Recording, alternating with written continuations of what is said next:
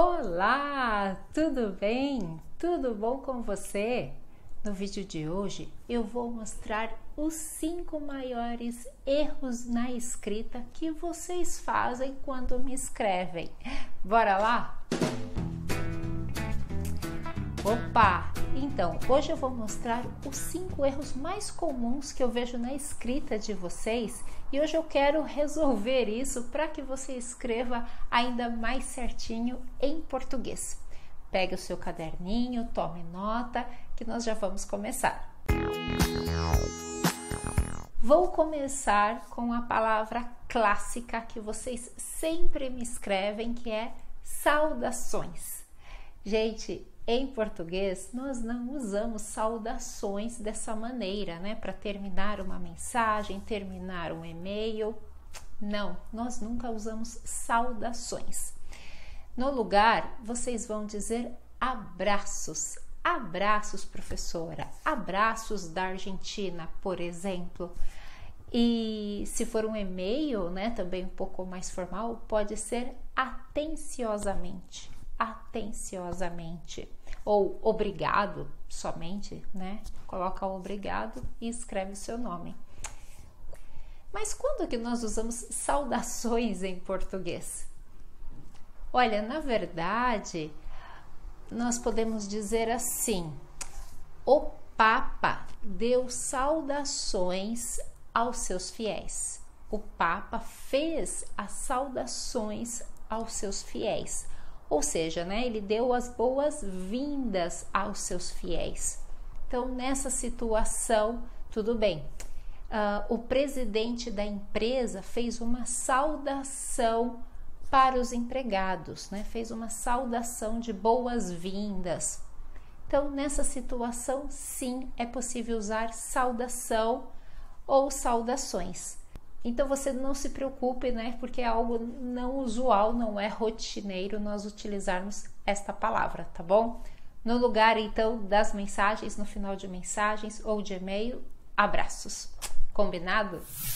Outra também que acho que, nossa, esse também não é a mais comum, é o mais comum que vocês usam muito, é bênçãos. Bênçãos. Em português, nós também não utilizamos esta palavra. Não neste contexto, né? Bênçãos, professora. Bênçãos da Argentina. Não. Nós podemos dizer Deus te abençoe, né? Deus te abençoe pelo seu trabalho. Professora, Deus te abençoe. Tudo bem, isso é bem comum aqui também, um país bem cristão, aqui o Brasil, de maneira geral. Então, tudo bem você colocar isso, né? E quando que nós utilizamos bênçãos? Mais uma vez, em um contexto religioso, né? Então, assim, o padre deu a bênção aos fiéis. Eles pediram muitas bênçãos para Deus. Eles pediram muitas bênçãos.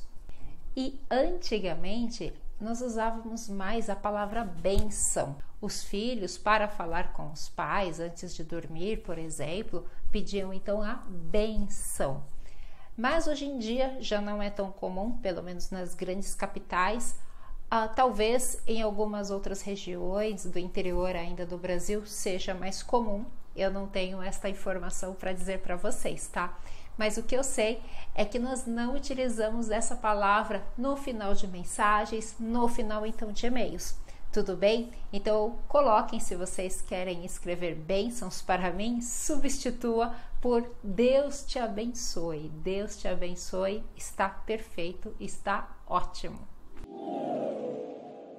E depois nós temos uma palavra que vocês usam muito, eu já fiz vídeo falando sobre isso, porque não está certo, é desde. Isso, vocês colocam assim no final também das mensagens.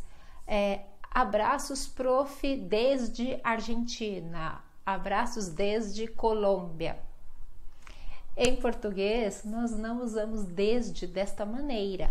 Nós vamos usar de, do, da, depende do país ou da onde você está falando.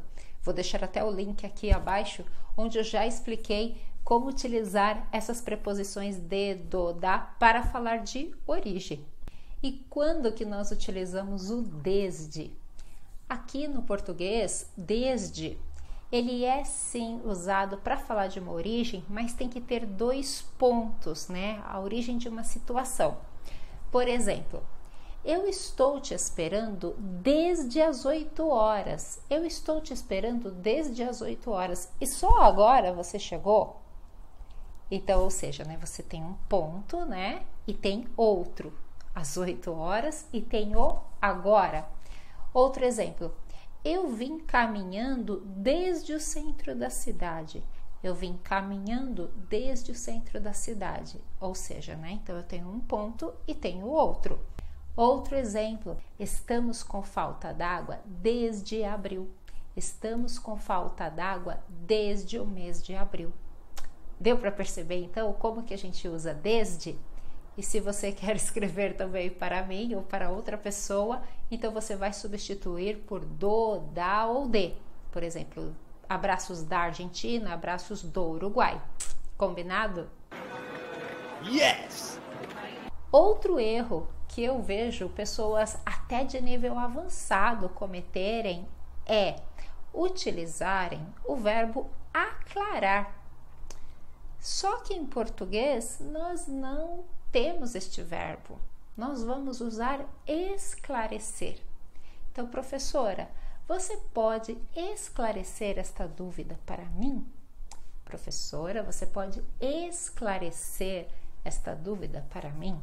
Prof, obrigado pelo seu esclarecimento. Obrigado pelo seu esclarecimento. Então, aqui é esclarecer e não aclarar. Nós temos aclarar? Honestamente, eu não sei se no nosso dicionário existe o verbo aclarar, mas nós não utilizamos, pelo menos com certeza não nessas situações, tá bom? E na verdade eu nunca escutei aclarar, né? Assim, em português aqui do Brasil. Então, vamos substituir por esclarecer. E outro também que eu vejo até alunos já também avançados ainda escrevendo dessa forma seria a palavra dato. Ah, professora, seguem os meus dados pessoais.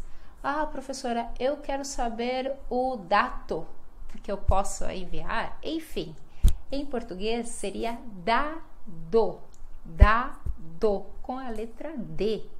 Então, professora, seguem os meus dados pessoais? Estes são os meus dados. Ah, eu quero mais dados sobre isso. Eu já tenho muitos dados sobre você. Ficou tudo claro para vocês?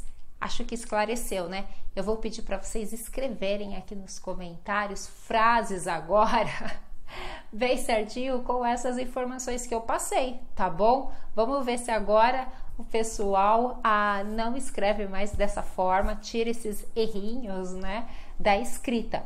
O que, gente, também errar e escrever errado, super normal. Se você está errando, se você errava, significa que você está em processo, né? Está em processo de aprendizagem e tá tudo bem, está na verdade tudo ótimo. Errar faz parte, é tudo parte do processo, tá bom? Se você gostou desse vídeo, dê um like para mim e compartilhe com seus amigos, com a família, com todo mundo que está aprendendo português e provavelmente estão fazendo esses mesmos erros, tá bom? Então, gente, um beijo muito grande e eu vejo vocês no próximo vídeo. Tchau, tchau!